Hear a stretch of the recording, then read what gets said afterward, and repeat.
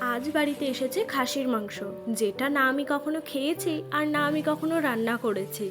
তো আজকে আমি হঠাৎই ওকে বললাম, চলো আজকে খাসির মাংস আনা হোক, তাহলে যদি আমি খাই।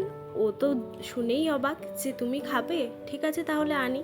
তো বেশ অনেকটা এনেছিল, পুরোটা আমাদের লাগেনি, অর্ধেকটা রেখেছিলাম আর অর্ধেকটা এই তো ভালো করে ধুয়ে বেসিক কিছু মশলা দিয়ে নিয়েছি। তারপর তেল গরম করে আমি 4টে আলুও দিয়েছিলাম, কারণ আলু খেতে আমি ভীষণ ভালোবাসি। তো তারপরেই ফোড়নে দিয়ে দিয়েছিলাম গোটা গরম মশলা, জিরে। তারপরে সেটাকে ভালো মতো একটু ভেজে নেওয়ার পরে পেঁয়াজ দিয়ে দিয়েছিলাম বেশ খানিকটা। পেঁয়াজ দেওয়ার পরে নুন দিয়ে ভালো মতো ভেজে নিয়েছিলাম। জানো তো, বাড়িতে না অনেকে অনেকবার চেষ্টা করেছে আমাকে খাসির মাংস খাওয়ানোর জন্য, কিন্তু আমি কখনোই খাইনি।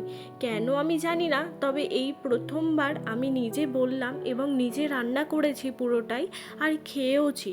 আর খেতে এতটাই সুন্দর হয়েছিল, আমি ওকে বলছি কেন আমি আগে খেতাম না বলো তো। আর ওর মুখ থেকেই শুনলাম যে খাসির মাংস নাকি সবাই রান্না করতে পারে না। আমি প্রথমবার করেছি, তাতেই নাকি ও খুবই নাম করছিল আর নাকি খুবই সুন্দর হয়েছিল। আমি কখনো কারোর হাতে খাইনি, তাই আমি জানিও না কে কতটা রান্না করে।